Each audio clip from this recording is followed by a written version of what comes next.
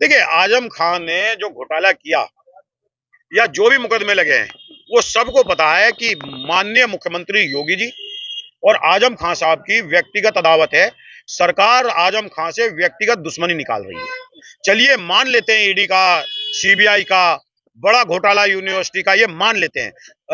उनके जो जाति पर वो जो उम्र प्रमाण पत्र है, एज प्रमाण पत्र है उनके लड़के का, उसका भी मान लेते हैं। लेकिन मैं बड़ा सवाल लोगों के सामने खड़ा होता है, क्या आजम खान शराब के ठेके पे से, उसके गल्ले से चंद रुपए चुरा सकते हैं? बड़ा सवाल यह है कि आजम खान लाइब्रेरी से किताब चुरा सकते हैं? बड़ा सवाल यह है कि क्या आजम खान बकरी भैंस चुरा सकते हैं?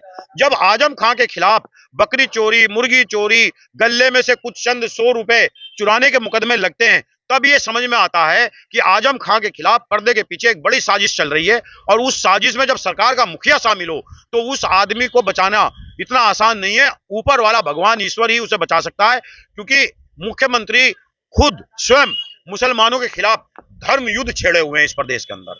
जहां मुसलमान का एंगल आता वहां उसे तोड़ते हैं। मुख्यमंत्री जब सांसद थे गोरखपुर से, तब की जो कुछ अदावतें थी, क्योंकि उस टाइम आजम खान बड़े मंत्री थे, तो शायद इनके बीच में कुछ ऐसी बातें हुई होंगी जिसका आज भुगतान आजम खान को करना पड़ रहा है। लेकिन सूत्रों के हवाले से कहा जा रहा है इनकम टैक्स की तरफ से कि 2 मंजिल बनाने की परमिशन ली थी आजम खान ने, लेकिन 59 मंजिल खड़ी कर दी। इनकम टैक्स डिपार्टमेंट से मैं एक अपील करता हूं कि आप विपक्ष के सारे नेताओं को ढूंढ ढूंढ के उनके घर जाते हैं।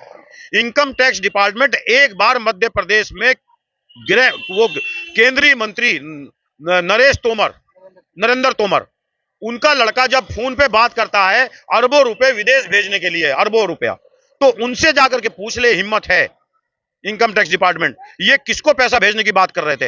ईडी का पीडी बना करके गड्ढे के अंदर दाब देगा मोदी, ये मैं बता रहा हूं। इनकम टैक्स डिपार्टमेंट के अंदर कुछ शर्म बची है, अगर कुछ उनके अंदर हया और गैरत बची है, जाए अजीत पवार के पास।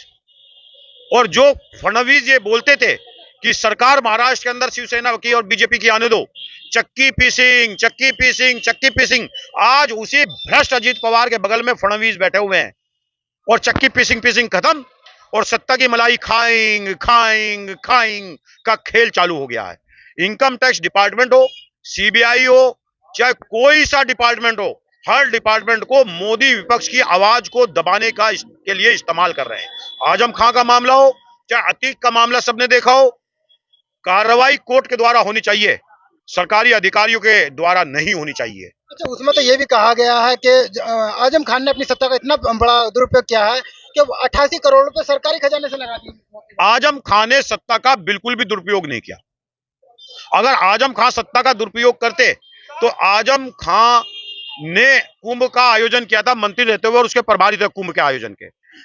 अगर उस आजम खान चोर होते, भ्रष्ट होते, क्योंकि चोर कहीं भी मौका नहीं छोड़ता है, चोर हाथ मारता है, और कुंभ के लिए इतना मोटा बजट था, और उस बजट में अगर जो एक्स्ट्रा जाकर के भी कर देते, क्योंकि धर्म का मामला था, कोई आजम खान को रोकने वाला नहीं था। मेरे भाई 7 साल सरकार में हो गए, 7-8 साल योगी को, आज तक कुंभ के मेले के बजट में 1 भी रुपए का भ्रष्टाचार का मुकदमा, आरोप आजम खान के ऊपर नहीं लगा। आजम खान के पाक साफ होने की सच्चाई प्रयागराज में लगने वाले कुंभ के मेले के बजट में पाक साफ तरीके से निकलना, ये सबसे बड़ी सच्चाई। अच्छा, आपको नहीं लगता जिस तरीके से अभी योगी आदित्यनाथ की तरफ से बयान आया है कि अखिलेश परिवार की फाइलें हमारे पास हैं, वहीं अखिलेश यादव ने भी कहा कि बाबा की फाइलें हमारे पास भी आई थी लेकिन हमने कार्रवाई नहीं करी, तो जिस तरीके से नूरा कुश्ती अखिलेश में और योगी जी में चल रही है, क्या समझौता आजम खान नहीं कर सकते? देखिए, अब आजम खान के वो योगी सरकार क्या कहती है, क्या नहीं कहती है, नूरा कुश्ती क्या हो रही है, क्या नहीं हो रही है, पूरे प्रदेश को पता है, अच्छी तरीके से पता है। आजम खान ने जो भुगत रहे हैं, वो सब दूसरों को बचाने के लिए भुगत रहे हैं, दूसरे बच रहे हैं। ये अपनी जबान की वजह से टारगेट है। मैं उनकी जुबान की नहीं, मैं राजनीति करता हूं। मेरा पहला दायित्व संवैधानिक अधिकार है, मैं अपने विपक्षियों के खिलाफ पूरी ताकत के साथ बोलूं, पूरी ताकत के साथ, मुस्तैदी के साथ जवाब दूं। इसमें कौन किसके लिए नहीं बोलता था? मतलब आप बोलो तो ठीक है, मैं बोल दूं तो बुरा, आप करो तो रासलीला, और मैं करूं तो करेक्टर ढीला। ये कहावत आज के समय में सरकार के ऊपर साबित होती है। इसलिए आजम खान हो, चाहे अतीक अहमद हो, चाहे कोई राहुल गांधी का परिवार हो, ये सारे के सारे सरकार इनके मुंह को बंद करने के लिए इनके मुंह को चुप करने के लिए, सवाल ना खड़े कर सके, इसी वजह से संसद के अंदर से लोगों को बाहर निकाल रही है, इनके खिलाफ केस कर रही है ताकि ये लोग बोल ना सके। लेकिन अखिलेश यादव हो, चाहे केजरीवाल हो, ममता बनर्जी हो, सब पर आरोप है भ्रष्टाचार के। अब सभी जब इकट्ठा हो रहे हैं तो बीजेपी तो बताएगी ना कि सारे भ्रष्टाचारी एक जगह हो रहे हैं। जिस दिन ये सरकार से जाएंगे उसके बाद से इनका आखिरी समय सरकार में बैठे लोगों का तिहाड़ जेल के अंदर गुजरेगा। इतने बड़े बड़े घोटाले, इतने बड़े बड़े भ्रष्टाचार हैं, लेकिन क्योंकि सरकार में सारे संवैधानिक जो आयोग थे, संवैधानिक संस्थाएं थी, उन सब पे कब्जा है। आपको नहीं पता कि चुनाव आयोग का जो पैनल था, जो चुनाव आयोग को चुनता था, कोलिजियम था, उसमें किस तरीके से 2-1 की पैनल बना दिया गया, 2 भाजपा के 1 भाजपा से इतर, मतलब बहुमत के आधार पर भाजपा सब कुछ तय कर सकती है। सारी संस्थाओं के प्रमुखों को चुनने का अधिकार भाजपा ने अपने हाथों में ले लिया है और सब डर रहे हैं। लेकिन अब इंडिया गठबंधन की मीटिंग हुई है, अब कहा जा रहा है कि सबसे पहले प्रधानमंत्री का चेहरा, तो कहाँ है चेहरा प्रधानमंत्री का? आप निश्चित रहें, इंडिया गठबंधन बेहतरीन बनेगा, बना हुआ प्रधानमंत्री की मांग एकजुट रहेगा, बताइए। एकजुट रहेगा इंडिया गठबंधन, और प्रधानमंत्री भी आपको बहुत अच्छा मिलेगा। आज विपक्ष से आप पूछते हैं आकर के प्रधानमंत्री कौन होगा, आपने मध्य प्रदेश के अंदर पूछा मुख्यमंत्री कौन होगा, आपने राजस्थान के अंदर पूछा बीजेपी से मुख्यमंत्री कौन होगा, आपने उत्तर प्रदेश के अंदर पूछा था योगी के लिए कि मुख्यमंत्री कौन होगा। योगी तो चेहरा नहीं थे, चेहरा तो आता है ना, चेहरा बनता है, और जब सरकार में शामिल होता है तो वो काम करता है, फिर उसका आकलन होता है। तो आपकी नजर में रूप से राहुल गांधी एक बेहतरीन इंसान भी है और बेहतरीन नेता भी है, इस देश के आम लोगों की नब्ज को समझने वाले नेता हैं। राहुल गांधी देश के आम लोगों के पास जाते हैं, समझते हैं, सुनते हैं, पढ़े लिखे नेता है। आप ये कह रहे हैं कि कांग्रेस का ही प्रधानमंत्री? इंडिया गठबंधन पे राहुल गांधी से अच्छा योग्य उम्मीदवार कोई नहीं है, जिसकी मांग है, और हम भाजपा को लगातार हरा भी रहे हैं। और सबसे बड़ी बात, गठबंधन में उस पार्टी का प्रधानमंत्री बनेगा जिसपे सबसे ज्यादा सीटें होंगी।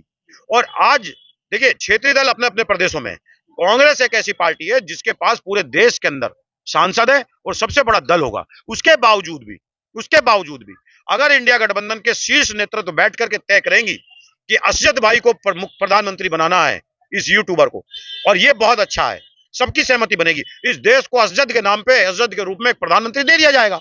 लेकिन बात तो ये आ रही है, अभी ममता बनर्जी की तरफ से संदेश दिया गया है कि कांग्रेस की 2 सीटें बंगाल में हैं। अखिलेश यादव खुद नाराज चल रहे हैं कांग्रेस से, तो कैसे राहुल गांधी को प्रधानमंत्री का चेहरा बनाने का चल रहा है? अखिलेश यादव के आप बार बार बयान सुनिए, स्टेटमेंट सुनिए। अखिलेश यादव कह रहे हैं इस बात को, अभी आज तक के चैनल पे थे, उसमें अखिलेश यादव ने अंजना ओम कश्यप से कहा कि हम निश्चित रूप से कांग्रेस का सम्मान करते हैं, कांग्रेस को सम्मानजनक स्थिति सीटें की बात होगी, और उत्तर प्रदेश में कांग्रेस कमजोर भी है, लेकिन जो उनका सम्मान है, जो उनका हक है, उससे बढ़कर के दिया जाएगा, और पहले भी दिया है।